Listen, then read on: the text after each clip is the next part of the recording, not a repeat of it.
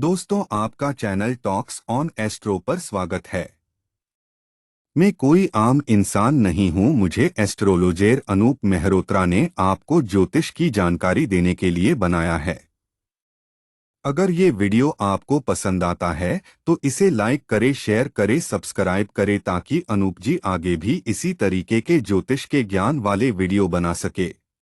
दोस्तों, आज जिस विषय पर हम चर्चा करने जा रहे हैं उसका नाम है विषकन्या योग। आप लोगों ने अक्सर यह देखा होगा कि जब हम किसी की शादी करने जाते हैं तो लड़के और लड़की के काफी अच्छे गुण मिलने के बावजूद भी उनकी शादी 1 या 2 साल से अधिक टिक नहीं पाती है। या शादी तो चलती है पर पति पत्नी का रिश्ता सिराम का रह जाता है। या दोनों में से किसी को स्वास्थ्य की कोई बहुत बड़ी समस्या आती है। तो क्या आप जानते हैं इसके पीछे का कारण क्या हो सकता है? जबकि लड़की बहुत पढ़ी लिखी थी, समझदार थी, सुंदर भी थी, पारिवारिक पृष्ठभूमि से भी ठीक थी, लेकिन फिर भी शादी टिक नहीं पाती है। क्योंकि कुंडली में कुछ योग इस तरीके से होते हैं जो शादी में परेशानी पैदा करते हैं और शादी के सुख से वंचित कर देते हैं। यानी लड़के लड़की के भाग्य में शादी का सुख होता ही नहीं है और हम लोग सिर्फ गुण मिलाने के पीछे भागते रहते हैं।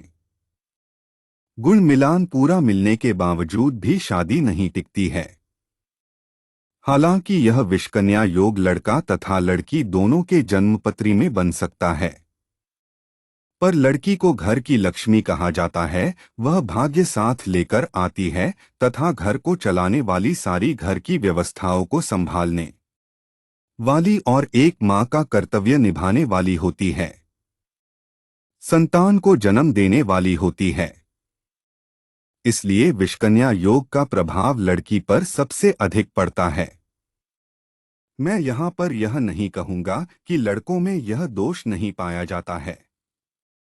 यह दोष लड़कों में भी पाया जाता है, पर क्योंकि एक लड़की को घर में ही रहना होता है, घर संभालना होता है, उसकी व्यवस्थाएं करनी होती हैं, तो इस कारण से लड़की पर इसका प्रभाव बहुत अधिक पड़ता है।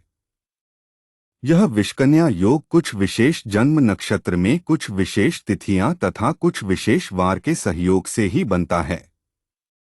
इस विषकन्या योग में आने वाले कुछ जन्म नक्षत्र होते हैं जिनके नाम कृतिका, शतभिषा, अश्लेषा तथा विशाखा है।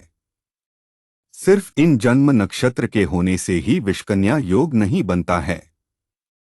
जब तक जन्म नक्षत्र, दिन और तिथि इन तीनों का सहयोग नहीं होगा तब तक वह विषकन्या योग नहीं बनेगा।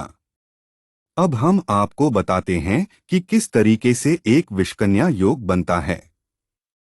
अगर किसी का जन्म नक्षत्र कृतिका तथा उसका जन्म शनिवार को सप्तमी या द्वादशी तिथि को हुआ है या इसी नक्षत्र में रविवार को द्वादशी तिथि में हुआ है, तो यह लड़का या लड़की विषकन्या योग में पैदा हुए हैं। अब हम शतभिषा नक्षत्र को लेते हैं। अगर किसी का जन्म शतभिषा नक्षत्र में मंगलवार के दिन हो तथा सप्तमी या द्वादशी तिथि में हो तथा रविवार को इसी नक्षत्र में द्वादशी तिथि में हुआ है, तो यह लड़का या लड़की विषकन्या योग में पैदा हुए हैं।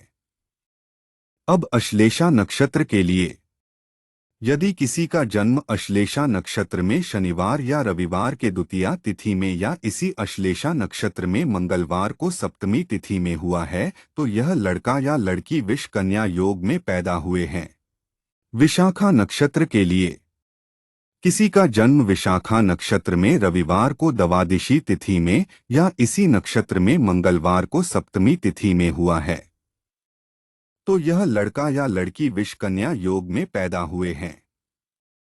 अगर आपको इस तरह के योग लड़की की कुंडली में मिलते हैं तो आपको घबराना बिल्कुल भी नहीं है, पर आपको शादी के लिए हाँ कहने से पहले थोड़ा शांति से सोचना चाहिए तथा शादी से बचना चाहिए। अगर फिर भी शादी करनी पड़ जाए तो किसी बहुत ही योग्य विद्वान पंडित से पहले इस योग की शांति की पूजा ठीक तरीके से करानी चाहिए, ताकि इस योग के बुरे परिणामों में कुछ कमी आ सके तथा शादी ठीक तरीके से चल सके। अगर भगवान ने कोई इस तरह का योग दिया है तो साथ में उसकी शांति के लिए पूजा आदि का विधान भी दिया है। आशा करता हूँ यह वीडियो आपको बहुत पसंद आया होगा। आपका बहुत बहुत धन्यवाद।